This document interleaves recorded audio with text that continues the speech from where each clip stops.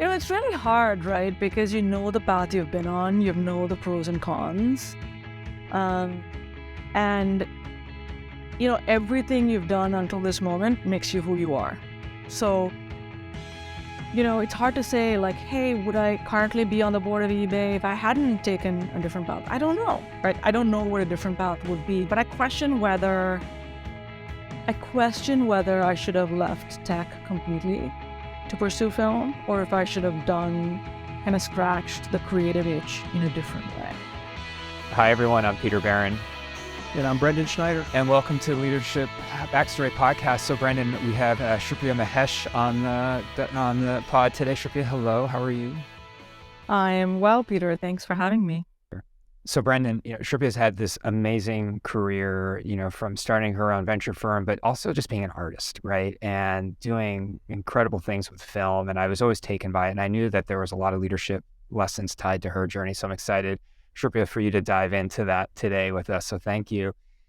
I'm curious, we were talking before we started, like, where do we start? Where does the journey start? And, you asked a really poignant question. It's like, well, when I'm thinking about when you go into leadership, when you start to think about leadership, like, you don't necessarily think, hey, I'm going to be a leader. Maybe there's a moment in time, there's something that happens that puts you on that leadership path.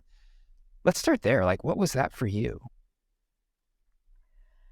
As you said, Peter, we discussed this before. As I think about it, and all of this is just so clear looking back, right? But it's not clear at all in the moment. Right. As you're going through it, you're just trying to survive. You're trying to do a good job. You're trying to get through the day-to-day, politics, whatever.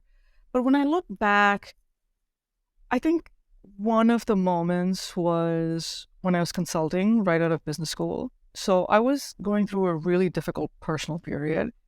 I was very young. I was only, I want to say I was like 24. And my first job in the US, there was a consulting firm, my first staffing. And I had this manager who was a new manager. And I have, as I have more distance from it, I have some empathy for him, but he was a terrible manager, like really the worst. And I've had managers who screamed at me. And he was still by far the worst because he was sort of vicious in a really unique way. And I remember I'd made a mistake once on a client presentation, and we walked out and he said to me, "I will never trust you again." And I was like, wow. And, it was a difficult period in my life. He never got to know his team members at all. Other than, are you doing the work? Right. Do the work. Right. It was just this very sort of unpleasant environment to be in. And I remember I was going to the airport. I was in a car because in consulting, you get all these like little perks, right? Like a car can drive you to the airport. Like everything's expensed. And I remember speaking to this friend of mine, and I was literally like, I hate consulting so much. Like, why am I doing this? So it was not just the content of the role, which I also didn't like, but it was just this terrible manager. And I think at that point I was like, I have to leave. But also, like, I never want to be in that situation again. And I never want to be that kind of person again, or like never want to, like, you learn a lot when you're working for people, either what to do or what not to do. And from him, I learned everything what not to do. What didn't you want to do based on that? I didn't want to be, he was very focused on his own career and his own promotion and how he looked. But I don't think he cared at all about the team or anyone on the team, who they were as human beings, what they were trying to accomplish, why they were there, what they were going through. And so, like, I've tried to always be the opposite of that because, everyone has their own goals. They may be there for a certain reason, they may be at the start of their career or mid-career or whatever it is, but they have hopes and aspirations. And I think as a manager or as a leader, yes, you're definitely trying to achieve the goals of the organization, but you're also trying to make sure everyone can live up to their potential, can fulfill their potential, and can exceed, right? Like the best managers help you kind of discover something about yourself that you didn't even know existed and can help you really exceed what you think is your cap or your max. And so, even people I've had disagreements with who I've worked with, or we've decided we shouldn't work together, I try to help them see. I try to say like, hey, what's the highest and best use of your time? Where are your true skills? How can you really achieve them? And how can you achieve your life goals, right? And you can't do that if you know nothing about the people besides how they show up in the room you're working in with them from 9 to 5. So how did that influence you moving forward? I mean, when you left that organization, like what did that look like? So it's sort of like everything changed, right? It was such a, and partly a lot of it had to do with my personal situation, what I was going through at the time. But I kind of made like a 180-degree switch. I was in Boston, I moved to San Francisco, which is like the furthest you can go. I was in consulting. Where what your job is a lot of talking to other people, like understanding what they're doing and then figuring out what the high-level solution is, to being in product, which is like the opposite end, where you're doing everything. You're coming up with the solutions, you're delivering them. Accountability, like I feel like being an operator is just such a joy. And it's a great fit for who I am or who I was for a long part of my career. And, being a consultant is the opposite of that, right? It's very different. So, I sort of changed everything and had a bit of a new restart. I didn't enjoy Boston at all. It was just a difficult place for I'm me from Boston, to be. Don't you? No, I understand. Yeah. Yeah. I mean, look, I think with a different experience, Right. Boston can be great. But it was a challenging place for me. Especially as someone who'd never lived in the cold. Yeah. Like it's the first time I saw snow. Right. It was, the summers are beautiful, but February, so I moved, February like, not so much. February, No. I remember I had to turn in an assignment in February or even April maybe, and I was like running through thigh-high drifts. That was like 97, I think. Yes, yeah, exactly. I was there. Yeah. Or 96. 96. I think it was 96. 96, yeah. 96 to 97, yeah. And that was it. And I moved to California. I had some really good friends from business school who were here. I moved to San Francisco. It was like a restart for me, and it really felt like, that's why I feel like the Bay Area is home. Yeah. Like it gave me the opportunity to start afresh, because I was really beaten down after that. I was beaten down from a self-confidence perspective, from a, self-worth perspective.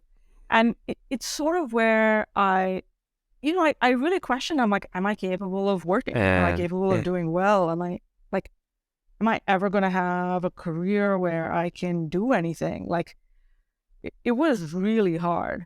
And I decided when I showed up in San Francisco that I would just work really hard, because maybe, there was a lot of like feelings of like, maybe I'm not smart enough, right? But I was like, okay, I will just grind my way. I will put in 3x the hours if I needed to be smart enough. I'm curious, like, so you just said something that I've actually thought a lot about. I joke that I lived in Boston, and I love Boston. I mean, it was a great place to be, but I don't live there anymore. I haven't lived there for almost 11 years now. And if I look back at like my career and, when I started to see kind of bigger growth, it's when I left. Like, I realized I left Boston, I came to Seattle. Seattle is just, for whatever reason, a place where I feel very comfortable, and it's just like the right place for me personally to be. And like, there's a correlation, finding the right place and then seeing growth. And I thought about why this is the right place, but I'm curious, like, why was San Francisco the right place for you? Like, where do you see that as being almost like a trajectory starter? I don't know. It felt like I could breathe, there was something about San Francisco. So when I first moved here, I had a dear friend from business school who was just so kind, and let me stay with her until I found my feet, until I found a place, and got paid and could pay for my apartment and all of those things, because it was the height of the .com boom, right? Like I moved in Jan '99, and but she lived in a place called Cow Hollow, which is just south of Pacific Heights. And you walked out of her. She actually was staying in a converted garage because that's how hot the market was, right? It was still a beautiful little. It was small but beautiful, and she had a little courtyard. But when we stepped out of our house, you saw the ocean. You saw the Golden Gate Bridge. You saw the bay, and I ended up finding an apartment like basically just 4 blocks up in Back Heights. So like we both lived on the same street, and it was just, I don't know. I felt like I could stretch out my arms and and just breathe and be who I was, right? Because the Bay, like at that time, the Bay Area was completely irreverent, right? Like it was the height of it, so like people dressed differently, and all of these things that have now normalized into the business world was still very new, right? I wore suits when I went to consulting. Never wore a suit again. And so, I mean, I wore pantyhose. Yeah. Like, who the heck does that, right? But it just felt like I could breathe. When I think about tech is now very different 24 years later. But back then, it felt like you were looking out onto a field of flowers, and like it was all opportunity. And not because of money, because no one had any idea whether they'd make any money, but because of, wow, this is fast moving, we're doing things, it's a new world, people are excited, and it really felt fresh, And so I think, and the opportunity to sort of restart and like work hard and establish where I felt valued versus where I felt not valued at all, like a little cog, versus building something that people were using versus building a model that some old guy in a credit card company was going to look at and be like, yeah, okay, let's do that. Like, it was just night and day. Right. And so then you went to work. You said you kind of dove into product, which is just a fascinating place to be. Like, what did that look like coming out of consulting? And then like, how did you extract leadership from that? So I joined a startup at the time, which I joined in like Feb, and they went public in May. And, it was an early credit card company because it was translating the knowledge I had into a startup. And it was in the city. It was on the corner of Market and Second. And product is just, to me, logic, right? What do you want the user to feel? What do you want the user to accomplish? And while they're accomplishing that thing that helps you, the business, how do you want them to go through it, right? And so to me, it was just so logical to go through it, and it felt natural for me. It's not natural for everyone, but for me, it felt like, oh, this is what I'm meant to do. Before I came to business school, I'd been a product manager in the auto component space. It was very different, but similar in some ways. And it just really fit with my thinking about, when we talked about how I played video games growing up, it's like, it's leading you down a path, right? It's leading you down a path, but still with room for you to explore other paths and then be like, oh, I need to do this in order to unlock that, and then like get Y and, all of those things. And so like, how do you create a world for the user while they're using the product? And I just thought that way, and I never realized that. And it was sort of like finding a fit, and as I said, I would often be there really late at night, and I was still really happy. I was like, yeah, I love this. I'm so glad I'm here. And I was like, oh, I'm not dumb. I'm not like stupid. Yeah. I can actually like do these things, and I enjoy these things. And so, as the company grew, I got to work with other people, and other people worked for me. And it was the ability to kind of help them with where they were going. One of the early people who worked for me, I was able to write her business school recommendations, and she went off to business school, and then we ended up working again together at eBay. But it was just really something where I enjoyed helping people discover what they loved. And I guess that was the moment where I started to do that, but I didn't really, as I said, in the moment, you're not thinking, oh, I'm a leader. You're like, hey, let me do a good job with this person. Let's deliver the results, but let's also do it in a way that people are fulfilling their potential. So then you went on to eBay, which at that point, I mean, where was eBay in its trajectory? Was it skyrocketing at that point, or was it still relatively young? I'm not entirely sure. Yeah, so the dot-com bubble had burst, and eBay was already public. Okay. Right? So back then, from start to public, I think was 3 years. So that doesn't happen anymore, but that's what it was. And eBay had been public already for 3 years. But a friend connected me to someone at eBay. They were sort of rethinking product management. Okay. And so I interviewed with the person who was sort of coming in to rebuild product management. Actually, he's pretty famous in the product world, Marty Kagan. He's written books and he writes seminars, and he was coming from from Netscape. So I came in to run selling product management.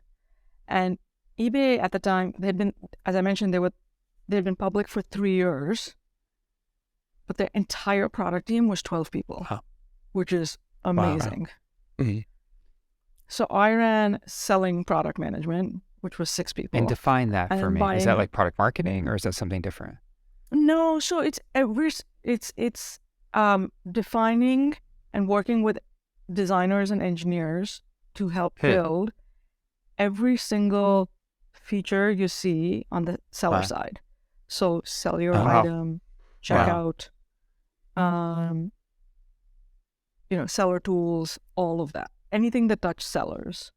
Did you realize the magnitude of what you were doing at that point? I mean, I'm just thinking people's livelihoods were tied to the work that you were doing. Yeah, I mean, not quite in the way of oh my God, the magnitude, but every single person at eBay constantly thought about why what they did was important. So hey, here's how sellers think about it. What if we change this feature? Here's how it changes the seller flow. And they let us know, right? We had forums and ways for them to get in touch with us. So we were very, very, very tuned into the community. And I think every single person was there because they felt wow, people are making their livelihoods here. Yeah. Or people are finding their passions here. And this is really important. Yeah. Because, now when you look at it, you can say the mission is to empower economic agency. But when we thought about it, we're this is how they live. So this is how they make their living. This is how they feed their families. Right. This is how, it matters a lot. And so we cared deeply about who we were helping when we were building things. Who instilled that? Where did that come from? My guess is it came from Pierre, who is the founder. But it was pervasive throughout the whole company. And there was very much a culture of listening to the community. When I was there was a program which definitely predated me called Voices, which was they gathered 12 people, 12 sellers and 12 buyers across the spectrum. So it was a microcosm of eBay. And there were several of these, right? Probably 3 or 4 when I joined. And so any product feature that we were thinking of, we would run through that. And they would tell us what they liked, what they didn't like. And we developed more of these voices. I think, there were probably 12 by the time I left. So just so that you weren't burning out a small group and also over emphasizing their wants. but like representatives, so that we'd say, how do you think about this? Or how do you think about that? Or what are your biggest problems? And so every product that ever went live was presented to Voices before it went live. Because we would, and even very early in concept stage, with just like wireframes or mock-ups, we would share it because they'd be like, oh no, that's going to change my flow completely because of this or that. And we're like, okay, what if we did this? So it was just built into the DNA of the company. Validation. And so, right? Yeah. Well, feedback, right? Like feedback. And one of the amazing things about eBay and the reason eBay worked was the feedback system, right? Like from the very early stages when Pierre built the company, he built in, how do I create trust between two people who've never met each other? Like for us now, it's old hat, right? Like we know our credit card companies backstop us. We know even eBay backstops us, but back then that wasn't true. And so, it was just in the DNA. So how big were the teams at eBay that you ran as you started to get more and more? So when I started, as I mentioned, it was 6 people, right? It was very clear very quickly that we were very understaffed for how big the company was. And so over time, it did start to grow. And then I ended up running all of product management in a couple of years. And then at that point, I think we grew to about 75. And then by the time I left, I think we had about 100 product managers. Wow. And how many people were reporting to you at that point? I think the highest, because I was running product marketing, I think the largest group was about 75 to 100 or so. One of the amazing things about great business models is you don't have to scale people linearly, right? Like, even though the business might have 10x or 20x, you don't have to 20x your people. Like that's the joy of tech business models. So I would probably say like the biggest group I probably managed was about 100. What was that like? It was just very different, right? You're managing people who manage people who manage people. I mean, the layers get like probably 3 or 4 layers. And so a lot of what you're doing is removing roadblocks for people down the chain so that they can get the most important things done faster. They're bumping into things with engineers or with marketers or with whoever or with the prioritization process, which is really just people, but with the process. And like, how do you help them solve some of those roadblocks so that you can hit your goals? And it's a lot of meetings with peers, with people who are more senior, with the whole team, right? Like you want to do a weekly all hands so that anyone can ask you questions and feel connected to what's going on. So it's a lot of like process and people and not as much product, right? Because I think you do need to be involved with key product and key decisions and question certain things or assumptions and decisions. But you want others to kind of feel that joy of building product that you had before, and not macromanage several levels Did you like down. that? I think with anything, there are things I liked and things I didn't like. One of my things that I say to myself is, there's a reason it's called work. There are things they pay you, and there are things you like, and there are things you don't like. So, I think the things I liked were, I really enjoy seeing people accomplish great things, and that just gives me a lot of joy. Being in a fast-paced environment gives me a lot of joy, right? Like to feel like you're moving forward and we're doing things that enable people to do great things. And, one of my lessons that I brought to eBay was to never be afraid to speak my mind. And I sort of only crystallized why I felt that way more recently, like a couple of years ago when I was talking to our associates. And I was saying to them, hey, we pay you for your opinion. Like if I just wanted you to execute what I want, that is much cheaper and much easier to find, right?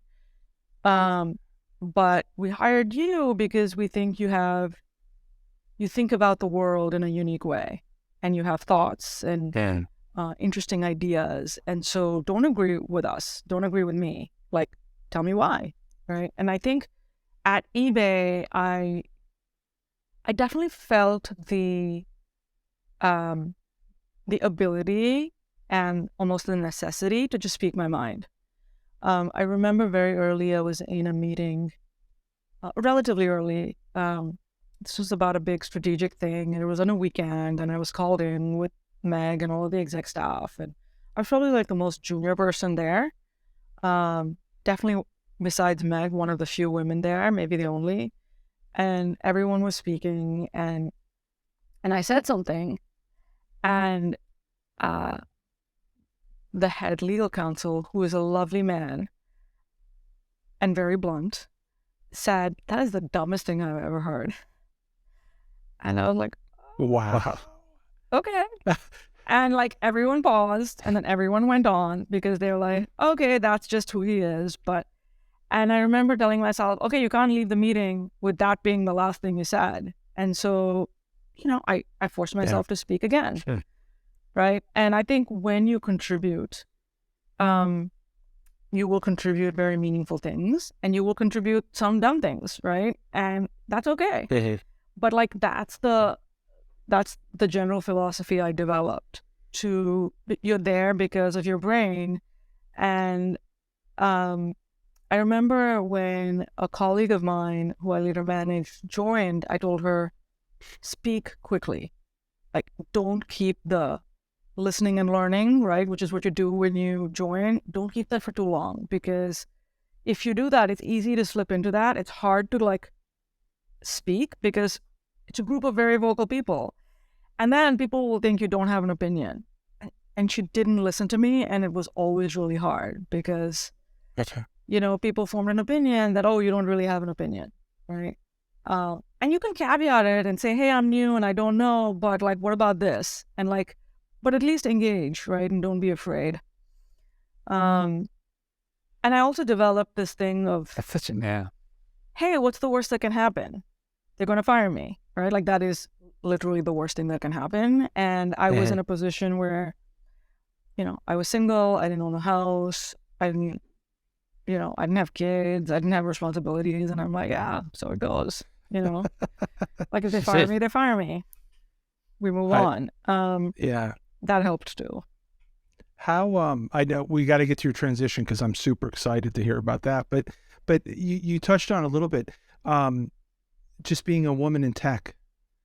Not a lot of women in tech, and you clearly found your voice. Just love to hear your thoughts about that. Yeah, I think eBay was just a really unique place. The CEO was a woman. The person I worked for, who ran product design engineering, was a woman. Okay. I ran product as a woman. I then ran product marketing as a woman. So the fact that Meg was a woman, like even in 2001, 2002, 2003, product had 50% women, which is not even true now in many companies. Wow. So I think there was really never a moment where I felt I was being held back because I was a woman. I mean, maybe I was, but I didn't feel it.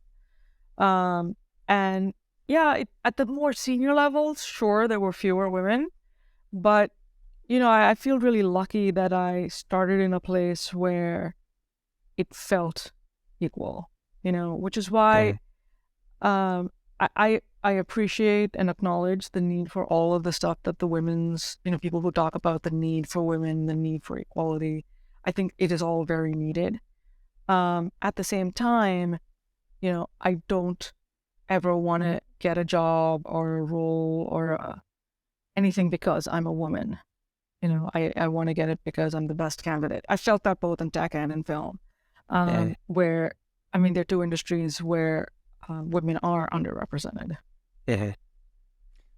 We'll talk about film because it was right around it's right around that time where you started that part of your life. Like, was that a passion or was that a creative outlet? Like, what drew you to it? So from the time when I was a child, I went to a very progressive school in India. And when I was in 4th grade, our art teacher taught us how to use a camera, like, like a manual focus camera. And I just loved it. Wow. That's cool. And I remember thinking, this is what I want to do. Like, I just love it. And, my parents were very much like, oh, that is so great. What a great hobby. And I was like, I get it. And, and I also, for lots of personal reasons, wanted to leave India, right? Like, I wanted to leave sort of parental control, as does most everyone when they're a teenager. And so I realized I wouldn't really be able to do that by being in film or photography. I actually didn't think about film so much. It was more photography. So when I was in eBay, at some point, I started to take, Stanford had their, what do they call it? Like the continuing ed program, I think. Like an extension. Yeah, the extension school. Yeah. And I took a photography class there. And I also took a writing class there. And I really enjoyed it. And then I realized, photography is so lonely. And I started to look towards film as something that brought the visual in, but was more collaborative with other people. And, at the time as well, I had gotten married. My husband lived in New York and was refusing to move because to him, New York was the center of the known universe. I remember we got taken to dinner actually by Meg, who was very kind to do it. I remember it was the day of an earnings call, which hadn't been great, but she still kept the dinner appointment. And, the point of the dinner was to say, hey, I sort of have some clout in Silicon Valley. Like, what kind of job are you looking for? I can introduce you to anyone. And while he was very polite in the meeting, he was like, New York is the center of the universe. Why would I move to the Bay Area? And so eventually, if we wanted to live together and, have a family and a life together, one of us had to compromise, and that would be me. And so when I ended up leaving eBay eventually and moving to New York, the options were between sort of doing the same thing I did before. And really, tech wasn't a thing yet in New York in 2005. It was starting, but, there were baby companies like Etsy. There was Google in New York. And I kind of felt I'd done the role at a bigger scale at eBay. And it was a good opportunity to think about film. And, my husband was super supportive of that. And actually, before I left eBay, I took a sabbatical and did a 12-week stint where I did NYU's continuing ed school. Yep. And I was like, do I really like this? And I loved it. So I ended up applying to NYU's grad program, which accepts, I think, 36 people, and getting in and going a couple of years later. That's awesome. Yeah. Did any of the experience at eBay kind of inform you as a filmmaker? Oh, totally. I think product management and filmmaking are so similar. It's like you're trying to craft a story for someone who you haven't met to go through this experience and to feel something at the end, right? And the last 10% takes 80% of your time. But if you don't spend time on the last 10%, it's really doesn't feel like a 90% thing. It feels like a 30% thing. So a lot of similarities. And it gave me like the organizational skills, right? Like the executive functioning skills to be a creative person. And in fact, I think, one of the things that can hold you back as a creative person is too much executive functioning skills. Yeah. And that's a challenge for me always, right? Because I can plan versus just like letting go a little bit and seeing what comes out of it. But it was an incredible experience, 36 people. I remember NYU is a very production intensive program. So, you're shooting all the time and you're fulfilling different roles in the crew. And I remember one time I was like watching the equipment, just sitting on the sidewalk. And like a friend of mine like walked by me. She's like, what are you doing? Like there's a pile of equipment. You're like sitting here like, what is going on? And I'm like, oh yeah, like we're shooting this film and I'm sitting on a thing. And it was great because, one of the things I like I try to do is really like go in with a beginner's mind, to everything. And like, just because I was such and such at eBay did not mean like I was, such and such in film. Like you're starting over, and I'm very open to that. And I sort of love that in a way, because you get to make mistakes. You get to be like goofy, and, you get to do all the things that you can't really do when you're like senior. So that was kind of really cool. And my classmates were amazing and talented, and, they're doing such incredible things. And I was, I'd always been like younger, when I went to business school and work. And here I was definitely older, working with 20 somethings. And it was great. I loved it. So what brought you back to California?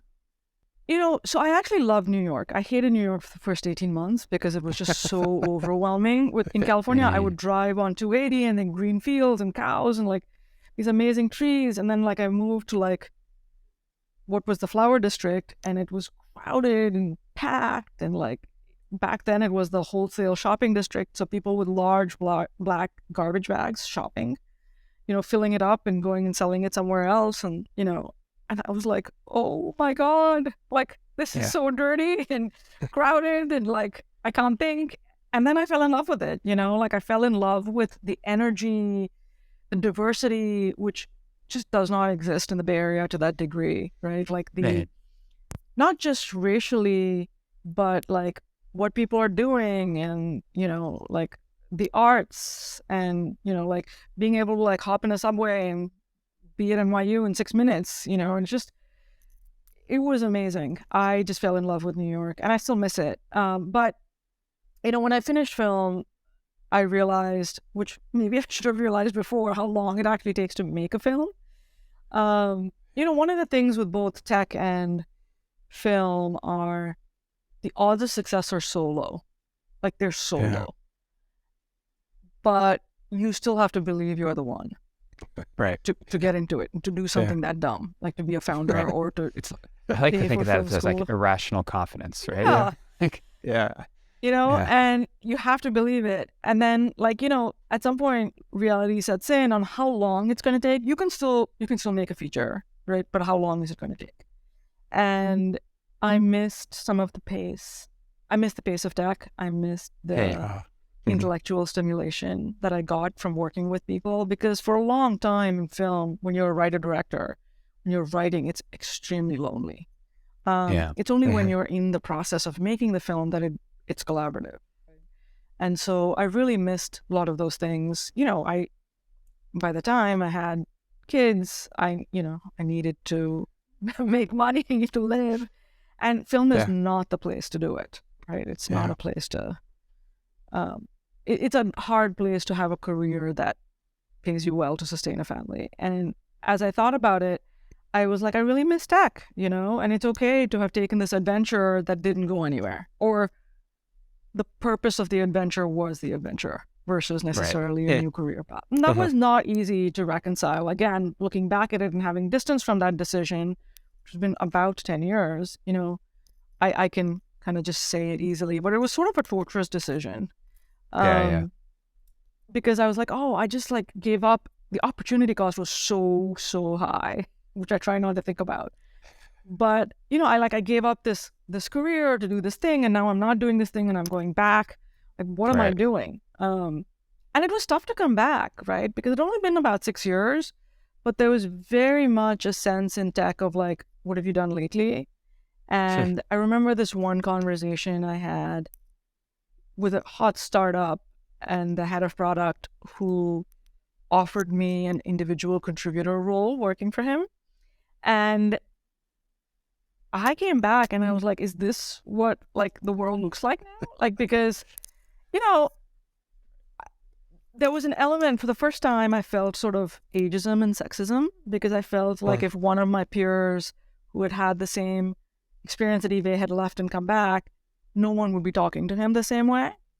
And I also felt, now I'm older, right? So they were like, asking these questions about like, oh, do you have to leave at 5? And I'm like, what? Wow. So it was really tough. And when you're in it, days and weeks and months don't feel like, when you look back at it and like, oh, it was just days and weeks and months. It feels painful in every minute, right? Yeah. And so, I can look back now and say, yeah, the adventure was worth taking, but at that moment, it definitely did not feel like it was an adventure I should have taken, right? Because the opportunity cost was so high. Yeah. When did you realize you should start your own thing? I never thought of it as starting my own thing, really. Like I was in this job at Omidyar Network. I was running this emerging tech group, investing. And one of the things I realized was Omidyar is such a wonderful brand name. It's also a very philanthropic brand name. So not only were we in an incredibly hot time for tech, but we were competing with people. There was endless money, right? So money didn't matter, but we were competing with a brand name that wasn't clear to people when they first looked at it. And the organization was so big, they couldn't really find us, like the people who needed to make the investment. And so it was more, how do we fulfill the purpose of what this group was supposed to be versus I want to start my own thing. Interesting. And in order to fulfill the purpose of what this group should accomplish, it needed to have its own brand. We needed to be able to like make changes quickly. We needed to move quickly, and people had to be able to find us very quickly. Yeah. So it was more how do we become? Would this help us be more successful? And the answer was yes. And so it was at the same time, Pierre Omidyar, who was the single funder, decided he was also coming to this decision that such a large organization may not be the best way in which to accomplish his own goals of what he wanted to see accomplished in the world of, investing and philanthropy. So talk about your current company. So Spero Ventures is an early stage venture firm that invests in the things that make life worth living. We invest in mission-driven founders working in well-being, sustainability, and learning, work, and play. And the reason we chose that thesis to invest our funds in is because we feel that mission-driven companies have the ability to be the most impactful companies, both from making the world better and from being hugely positive from a revenue perspective, right? So if you think about what we define as mission-driven is companies who, by doing their core business, are doing two things at the same time, revenue and mission. So eBay, every transaction empowers economic opportunity, generates revenue. Every Tesla car, generates revenue and is one less ICE car on the road. So that's how we think about it. It's been difficult to explain to people because it feels like those two things have been divorced for a long time. But if you look at some really great companies that exist, even like a WhatsApp, right? Like if you think about what WhatsApp does, it has moved the cost of communication to zero. So if you think about the world and the Filipino nanny in Singapore who has left her 6-year-old child at home in order to care for other people's children, she can video chat with her children for zero cost, as long as she can get on Wi-Fi. Versus, think about that world, like 20 years ago, or 40 years ago, you'd have to book a call. And, now it's, that's how we think about the power of technology. We think it's a force for good.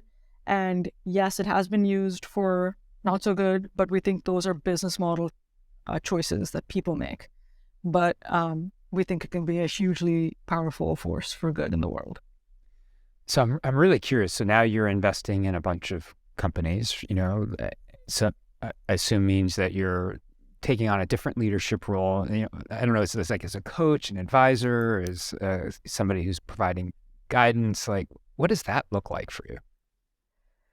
It's one of the best parts of leadership, right? Like in the sense of you choose to invest in somebody. Yes, it's a company, but you're choosing to invest in the CEO and the leadership team.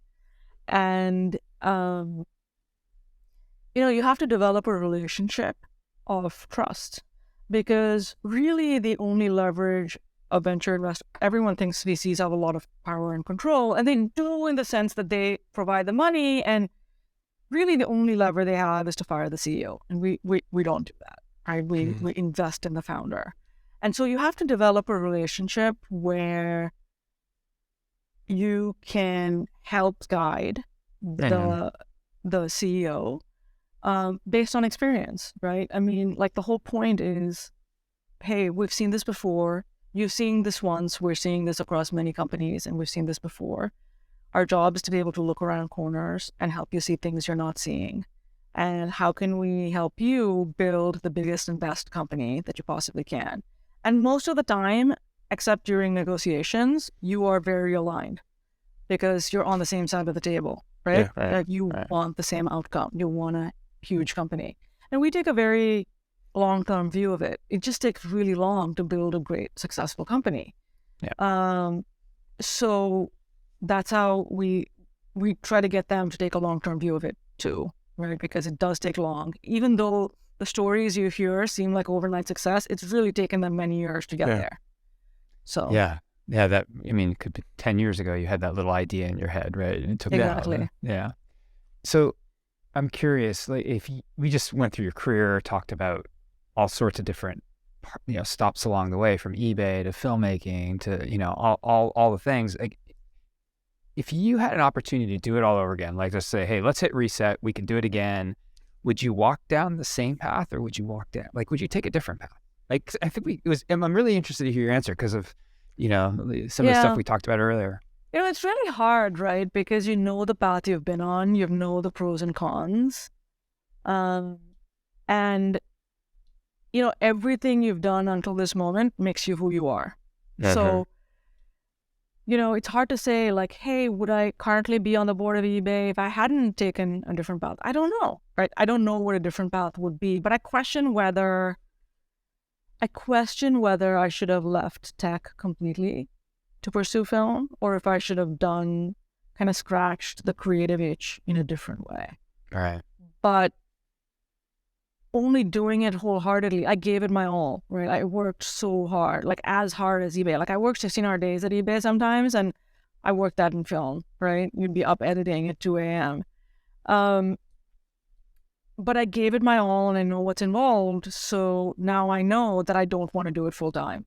Like, I wonder if I had not done it, I'd always felt like, no, I want to do it full time. And like, I hate this. I hate tech. And I'm like, I wish I could just do this other thing. I don't know, So it's hard to say that, but I think that's a question I have, because, the cost was high, not only in terms of money, but it was high in terms of opportunities. It was high in terms of like emotional angst. And people only look now and say like, oh, there was no cost, right? But it was really, really a high cost. Do you think you'll ever answer that question? I mean, it depends when in time you ask that question. If you asked it in 2014, when I was like, WTF, like these people are treating me like crap. I would have said, yeah, I would have changed it, right? But at some level, I think adventures are there to teach you many things, including perhaps, what to do and what not to do. So I always think you should, like, one of my things is, like, you should just leap. Like, if you feel strongly enough, you should leap. And like, what's the worst that can happen? Okay, you can be fired, right? But here, okay, you find that the adventure was the point, and that's okay. So. Oh, that's great. One final question. Where can people learn more about you? Where do you want to send them? Probably to my blog, which I've had since 2005, 2006, something like that. So it's just shripriya.com. Great. And talk about like an awesome domain name. It's great. I know. I think I had that since 96. So it's a benefit to being like a odd little geek. We'll link it in the show notes for sure. Yeah. Well, thank you very much. This was such a great conversation. Yeah, and thank you for spending your time and telling us your backstory. It's been a real pleasure. Likewise, Peter. I really enjoy the conversation anytime. Thanks for listening to this episode of the Leadership Backstory. Make sure to subscribe from your favorite podcast player and leave us a review if you like what you hear. We appreciate you sharing your feedback with other listeners. Peter Barron and Brendan Schneider host the Leadership Backstory. Catch you on the next episode.